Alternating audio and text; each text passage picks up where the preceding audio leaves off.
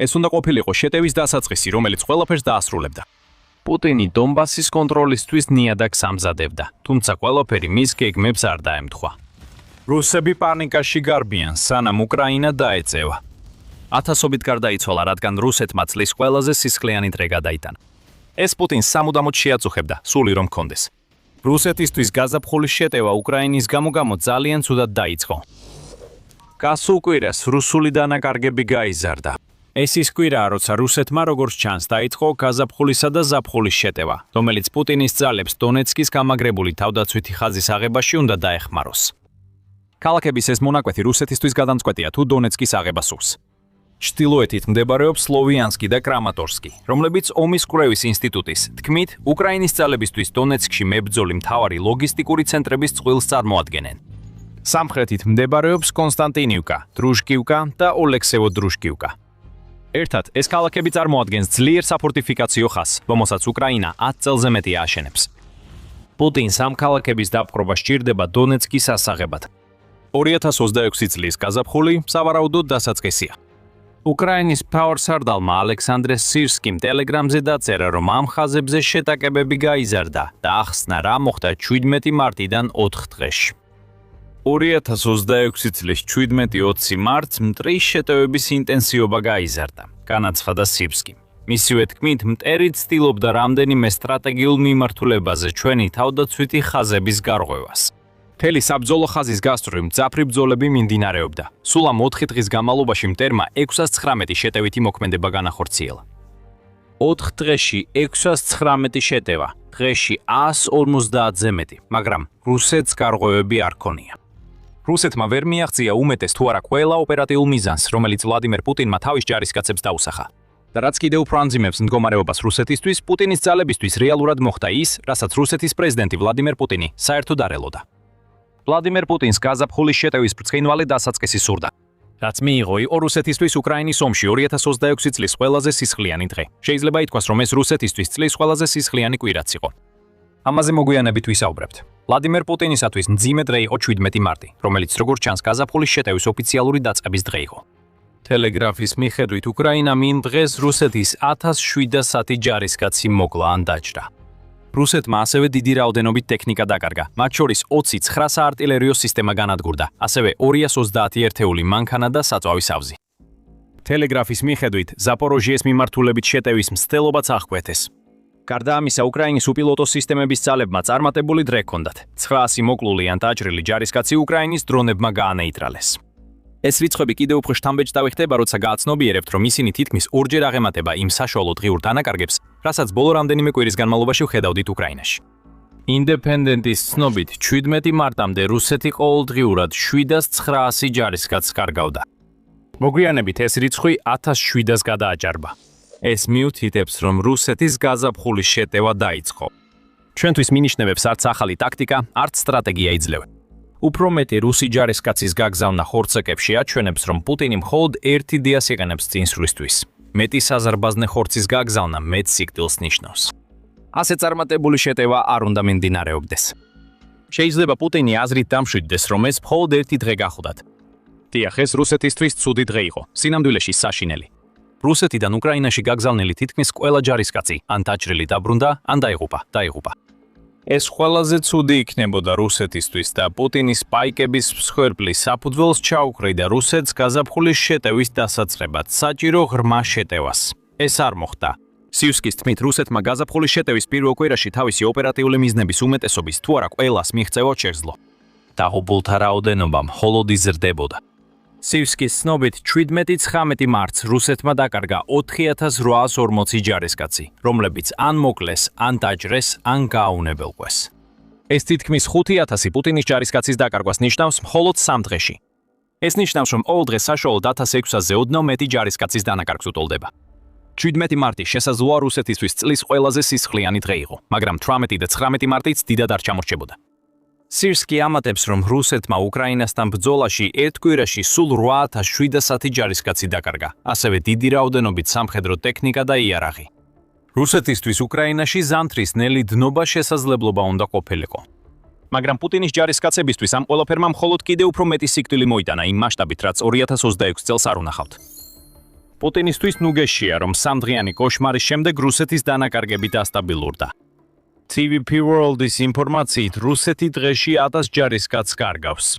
22 მარტამდე 24 საათში რუსეთმა დაკარგა 940 სამხედრო, 3 საჰაერო თავდაცვის სისტემა, 3 ტანკი და 1 ვერტფრენი, რაც 21-22 მარტს მათი მეორე ვერტფრენის დაკარგვას ნიშნავს. ასე რომ ეხლა მხოლოდ 1000 დღეში პუტინო. თუ რუსეთი ასე გააგრძელებს ერთ წელიწადში თანამედროვე არმიების უმეტესობის ტოლფას ჯარისკაცს დაკარგავს. კიდევ ერთხელ, უკვე მესამე წელია ზედიზედ. ხუმრობა რომ გვერდზე გადავდოთ, ეს მასიური დანაკარგები რუსეთისთვის უბრალოდ ციდან არ ჩამოარტნილა.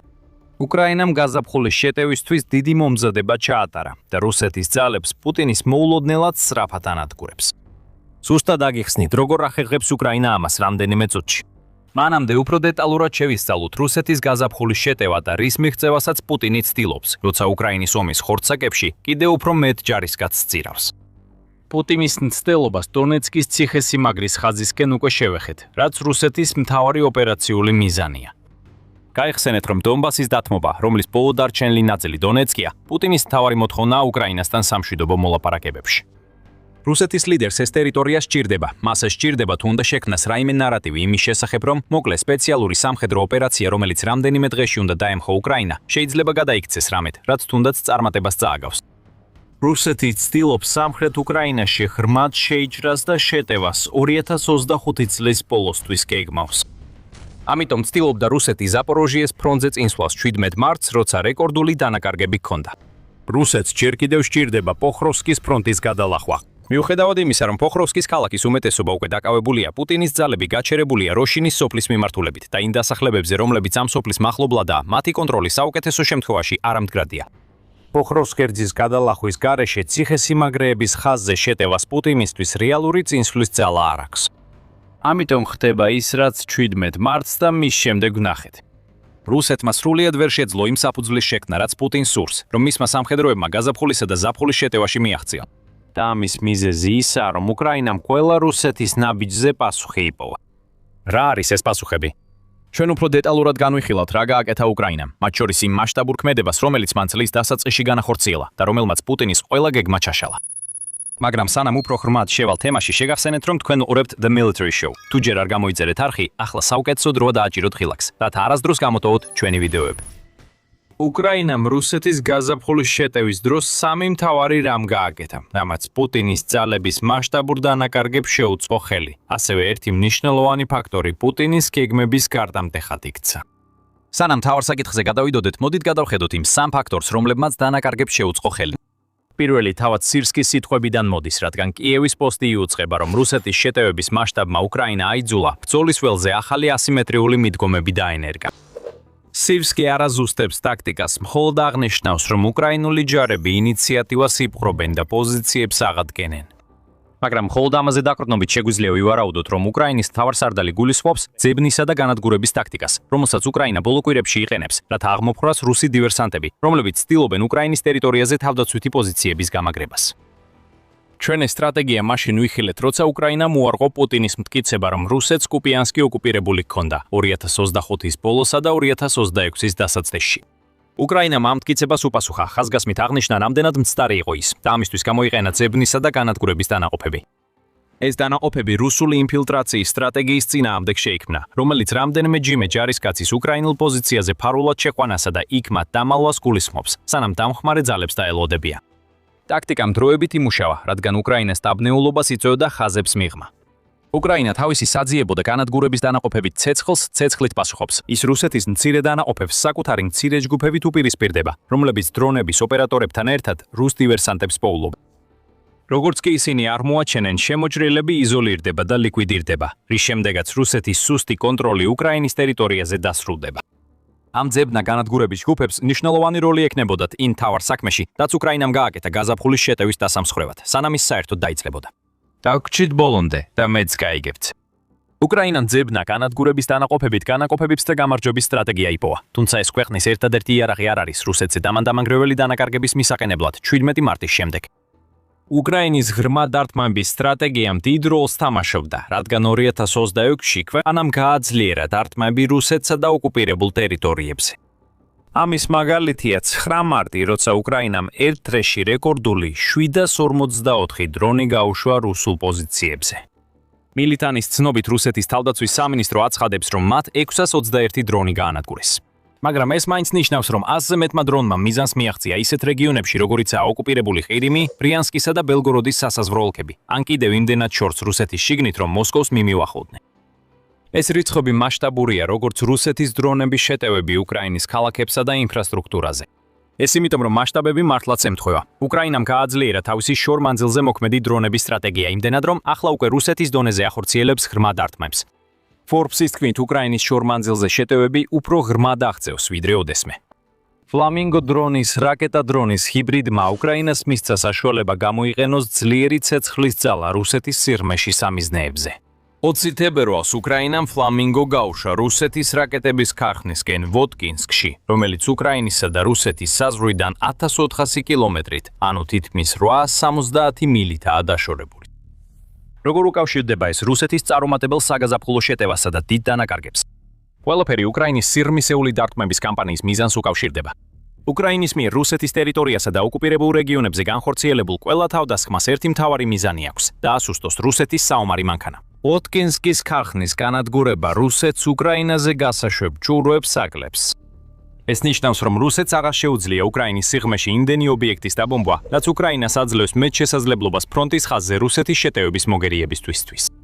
ეს სტრატეგია ღრმა დარტყმებით არაერთხელ გვინახავს. როცა უკრაინა ოკუპირებულ ტერიტორიებზე საჰაერო თავდაცვას ანადგურებს, ეს აძლევს შესაძლებლობას დაარტყას სარდლობისა და კონტროლის ცენტრებს, ჯარისკაცების თავმოყრის ადგილებსა და ლოგისტიკურ კვანძებს, რაც ასუსტებს რუსეთს ფრონტზე და მის ჯარს უფრო დაუცველს ხდის შეტევისას. უკრაინა შიგნიდან ასუსტებს რუსეთის ძალებს, რაც პუტინის საგაზაფხულო შეტევაზე აისახება. დრონების თემას რომ დაუბრუნდეთ, მივდივართ მესამე საკითხზე, რომელიც ადრე ვახსენეთ. უკრაინამ მთელ თავის ტერიტორიაზე გაუშვა FPV დრონების უზარმაზარი არმია, რითაც შექმნა მასიური განადგურების ზონები, რომლებსაც რუსეთის შეტევითი ძალები უნდა გაიარონ. ადრე ვთქვი, რომ 1700-ზე მეტი დანაკარგიდან რუსეთმა 900 უკრაინის უპილოტო სისტემების ძალების შეტევებით 17 მარტს მიიღო.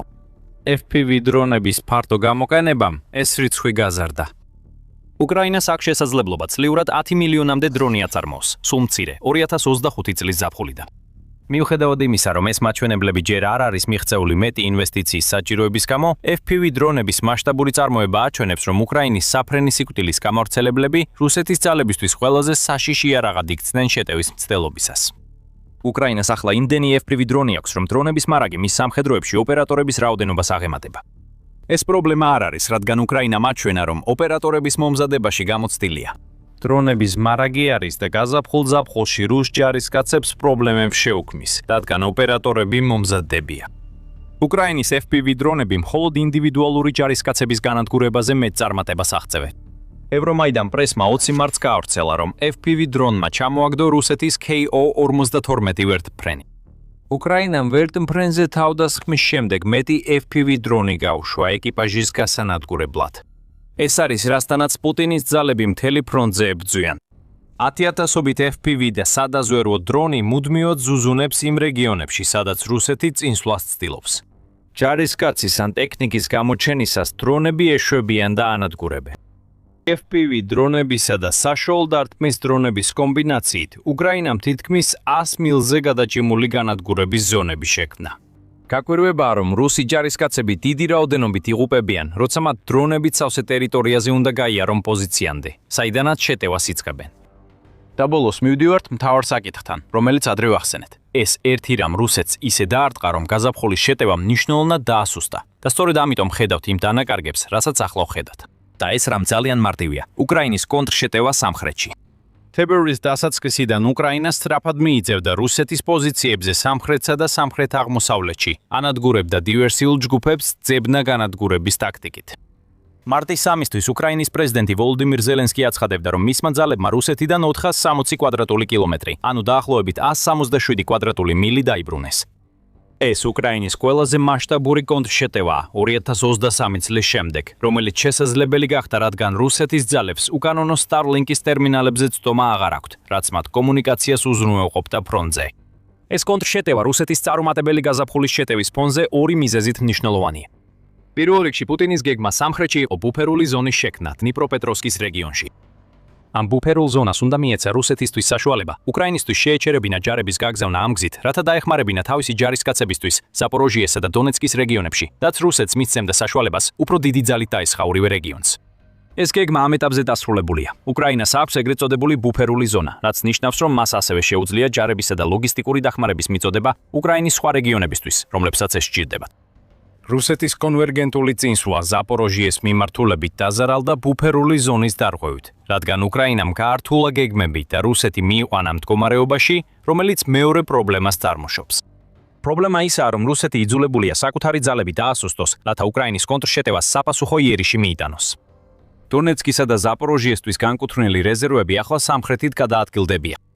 ASW-ი 19 მარტს თქვა, რომ კონტრშეტევამ რუსეთი ჩიხში მოაქცია, რადგან მას აღარ შეუძლია სრულმასშტაბიანი შეტევა ზაპოროჟიეს ქალაქზე და ერთდროულად ოროხივის აღებაც დასავლეთ ზაპოროჟიეში. მას არ აქვს საჭირო რეზერვები, რადგან უკრაინის კონტრშეტევა მათ ფითავს. იმის ნაცვლად, რომ რუსეთს ბუფერული ზონა შეექმნა, უკრაინამ ორფლანგიანი კონტრშეტევა დაიწყო, რაც პუტინის უსაფრთხოდ მიჩნეულ რუსულ ძალებს მოწყვეტს და მის გაზაფხულის შეტევის გეგმებს დაანგრევს. აი რატომ ხედავთ ახლა ასე ბევრ რუს ჯარისკაც განადგურებულს? რუსეთმა 2025 წლის ბოლოსკენ შეტევისთვის ჩაკველი საფუძველი დაინგრა. და ამას რომ დაემატა სტარლინკის დაკარგვა, რუსეთის მეთაურები პანიკაში არიან. ახლა მათ მხოლოდ იზრა შეუძლიათ დასუსტებულ ძალებს უკრაინაზე შეტევა უბრძანონ. სხვა ნებისმიერი ნაბიჯი ნიშნავს პუტინის ბრძანებების წინააღმდეგ წასვლას, რომ ნებისმიერ ფასად წინ წავიდნენ და რუსეთის მეთაურები ნამდვილად არ აპირებენ კრემლს უარი უთხრა. ამიტომ გასულ კვირას სწორედ ის ნახეთ. 17 მარტი 2026-ის რეკორდული დანაკარგების დღე იყო, ხოლო კვირის განმავლობაში რუსეთმა გაზაფხულის უშედეგო შეტევისას 8000-ზე მეტი ჯარისკაცი დაკარგა.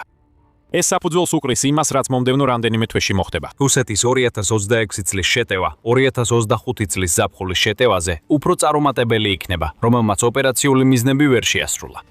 კრემლი გააფრთხილეს, რომ ეს მოხდებოდა. რუსეთის სამხედრო ბლოგერები მიუთითებდნენ, როგორ შეცვალა ბრძოლის ველი უკრაინის დრონებით გაჯერებულმა სასიკვდილო ზონებმა და ხელოვნური ინტელექტის ინოვაციამ.